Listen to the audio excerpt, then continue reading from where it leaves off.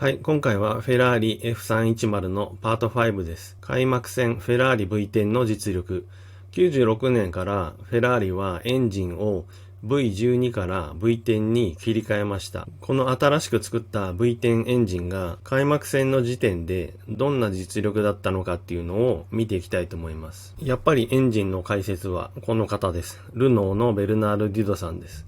デュドさんはテレメトリーデータとかいろんなデータを見た上で解説してくれてるので、彼のコメントは非常に正確です。なので、今回も彼のインタビューを紹介したいと思います。まず、ルノーエンジンの立場から見て、フェラーリはどういうものかっていうのを語ってます。フェラーリは我々を脅かす可能性が最も大きなチーム。大きな資金力によって、ベンチでもコース上でも多くのテストが可能なフェラーリは、速いスピードで進歩してくる力を持っているからね。この時代はテストの規制もないし、エンジンを何個作ってもいい時代なので、資金力が豊富なフェラーリは、それだけ強いってことを言ってますね。フィオラノのテストコースも持ってますから、テストもし放題ですからね。それに加えて我々と共に多くの仕事をしたシューマッハがいる。彼は我々のエンジンを熟知しており、すでに多くの情報をフェラーリにもたらしているはずだ。ベネトン・ルノーからフェラーリに移籍したシューマッハのことをやはり警戒していますね。他の動画でも紹介しましたけども、シューマッハはルノーエンジンに対して抜群のフィードバックをしてましたので、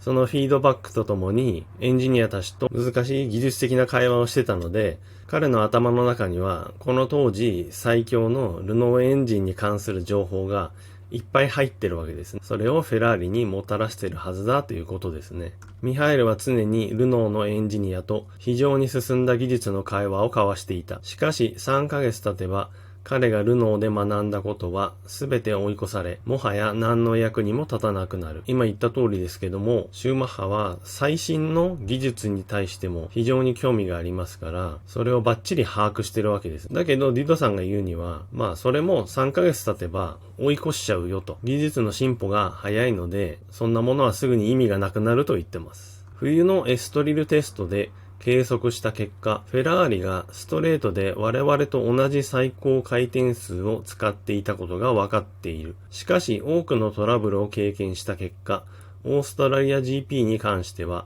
使用する最高回転数を落としてきたことが想像できるね。この写真は前年の車に新しい V10 エンジンをくっつけたものですけど、それで冬のエストリルテストを走ってました。そこでは、ルノーと同じ最高回転数で走ってたんですね。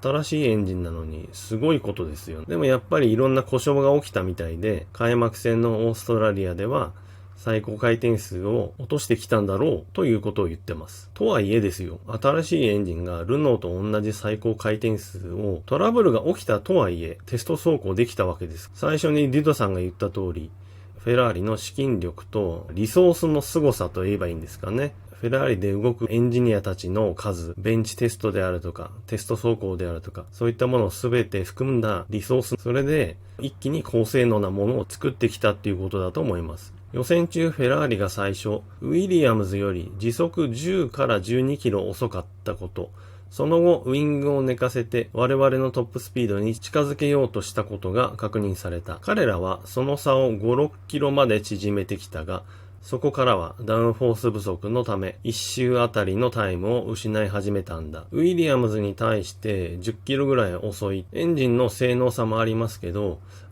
これまでの動画でいろんな方コメントくれてましたけど、この写真見てもわかる通り、シューマッハの顔の横にあるどでかいサイドプロテクター。これが大きな悪さをしてるわけです。これが空気抵抗になっているってことと、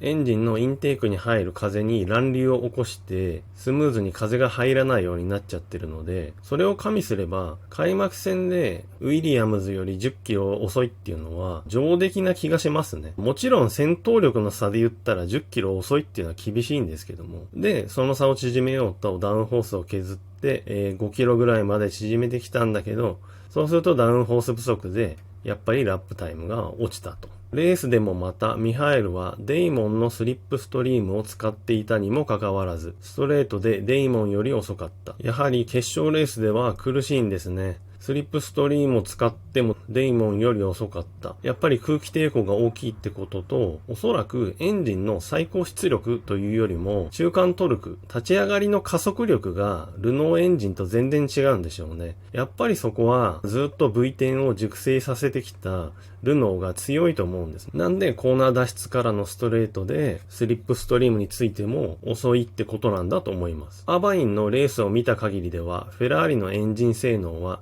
レース後半に向けて低下していった印象を我々は持った。